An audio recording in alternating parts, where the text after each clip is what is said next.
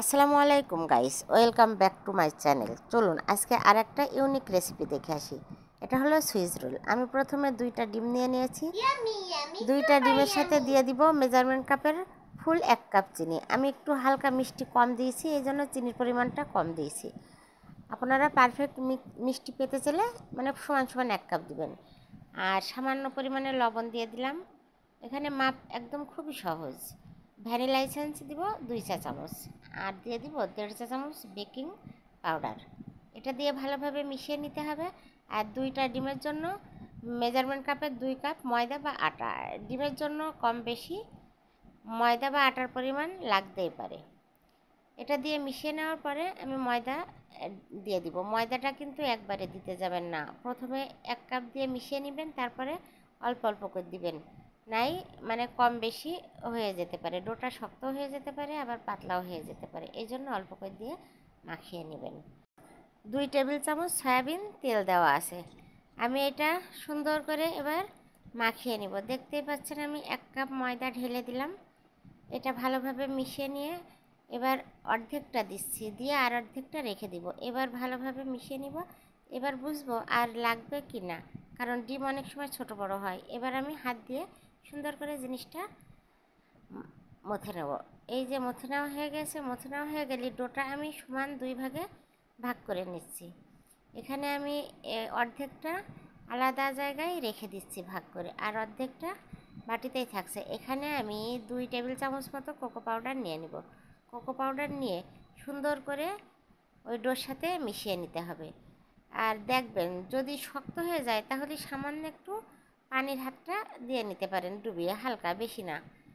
আমার পানি লাগবে না, আমি এই জন্য মানে আমার আটাটা একটু নরম ছিল, আমার ওইটার সাথে কোকো পাউডারটা সেট হয়ে গেছে। এবার আমি রুটি বেলে নিব। একটু আটা নিয়ে নিয়েছি, শুকনো আটা দিয়ে রুটিটা বেলে নিচ্ছি। আমি কতটুকু মোটা হবে সেটা আপনাদের দেখিয়ে দিচ্ছি। এই রুটিটা বেলে উঠিয়ে সাইড করে রাখছি। এবার আর একটা রুটিও বেলে নিচ্ছি। এই রুটির পরে এটা দেওয়া হয়ে গেছে, ক্লিপটা মিস হয়ে গেল।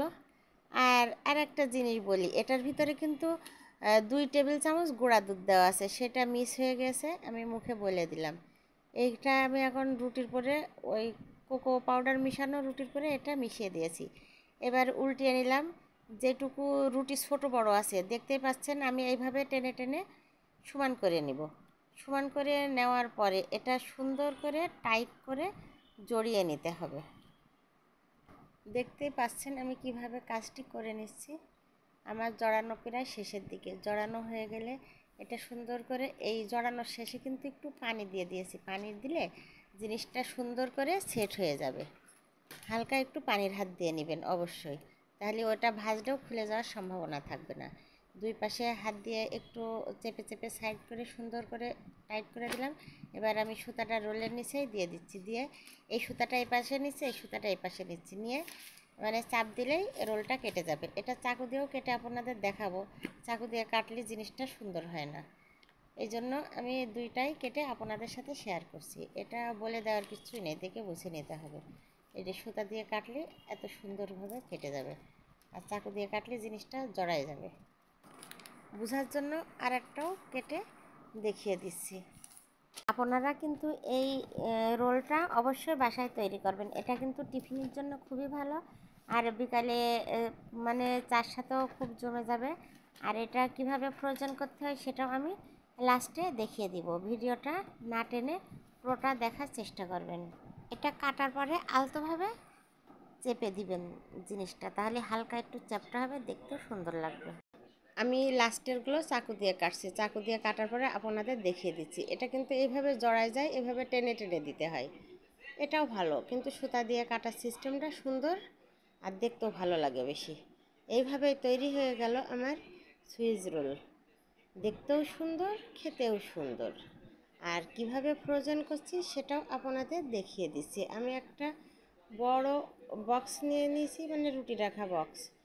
এই রুটি রাখা কাগজের উপর এইভাবে সুন্দর করে একটার পরে একটা দিয়ে রেখে দিয়ে আর একটা কাগজ দিয়ে ঢেকে দিব, ঢেকে দিয়ে এরপরে আর কয়েকটা রেখে দিব, দিয়ে এভাবেই আমি ফ্রোজেন করব।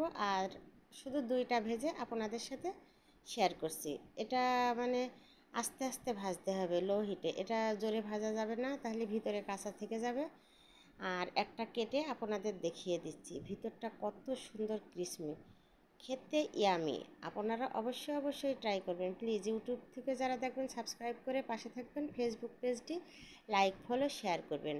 আল্লাহ হাফেজ।